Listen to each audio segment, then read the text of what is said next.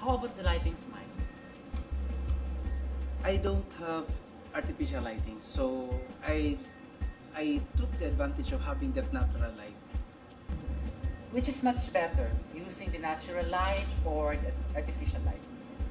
As I said, I don't have other artificial lights, so I always use the natural lightings.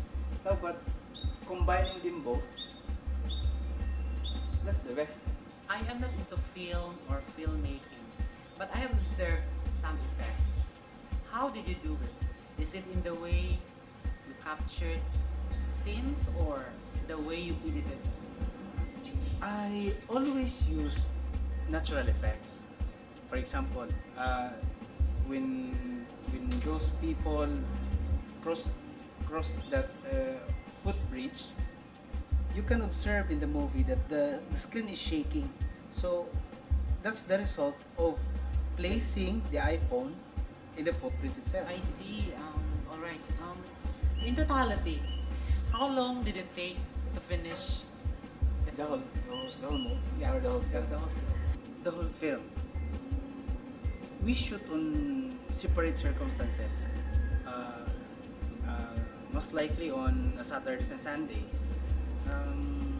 But to summarize it all, that may be good for 4 days. 4 days. 4 days? Is it because you're running out of time because of the deadline of submission? Many reasons why we have to shoot only for 4 days or the totality of 4 days is because number one, I have to return the iPhone I borrowed from my friend. Number two, you know me, I'm a full-time employee and a full-time family man. So meeting the deadline is the last reason why I have to shoot the entire film in that short stint of time. So when was the deadline of submission of Netflix?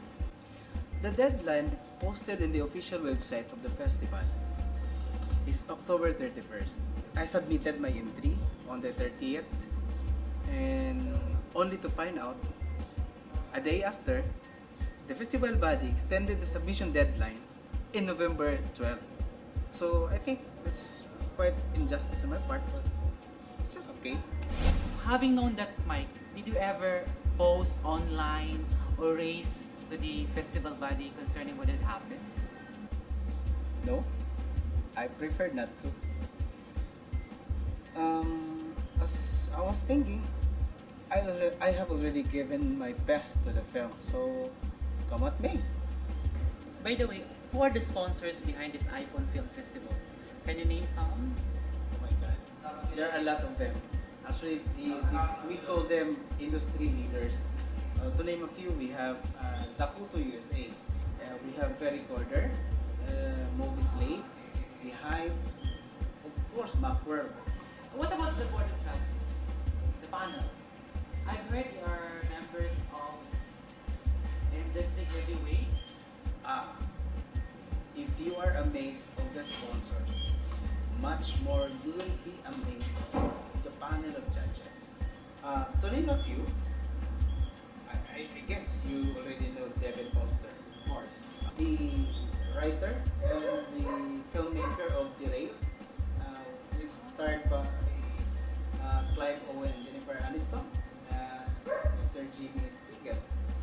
We also have Cynthia Wade, Lars Holstrom, and my favorite cinematographer, Kalud this channel, and Chuck McBride.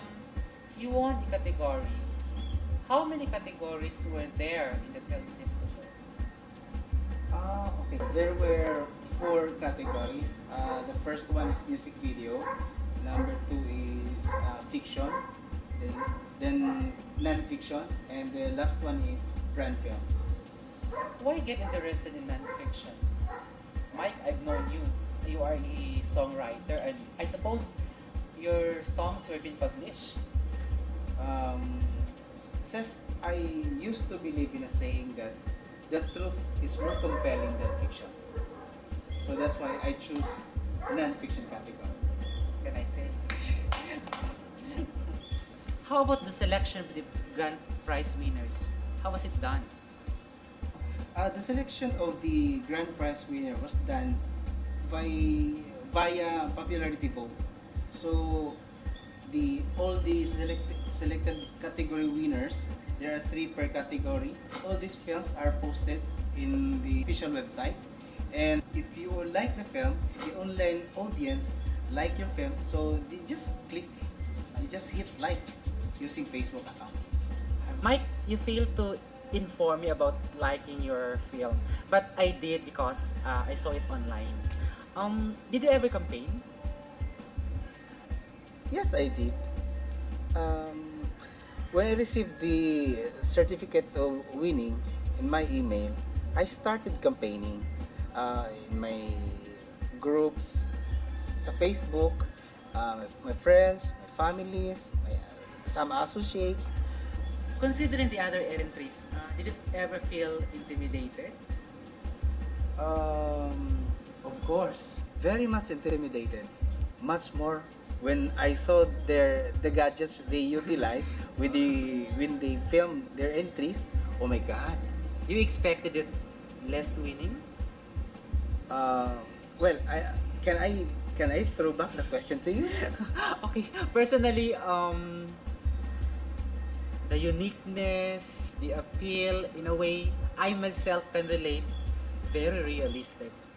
Well, that would complement that the truth is more compelling than fiction or music videos. What can I say, Mike? Do you really have the idea of the number of entries in the iPhone Festival? Number of entries. As I watched the proclamation of the winners via webcast,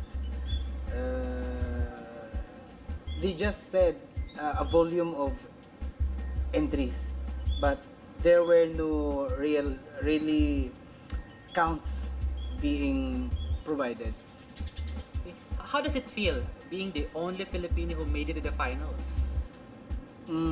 Mixed emotions. It boosted my morale, of course. The second one is now I have the confidence to do more. That, well, I'm not outdated. And most of all, I am very proud to be a Filipino. Alright. Now, having won the 2011 original iPhone Film Festival, do you have any plan of joining again this year, or any plan of any other festivals?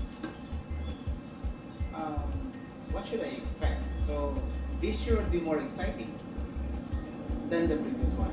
So I keep on joining, and for some other festivals, maybe this year it will be my turn. Thank you, Mike, for gracing me this interview. Once again,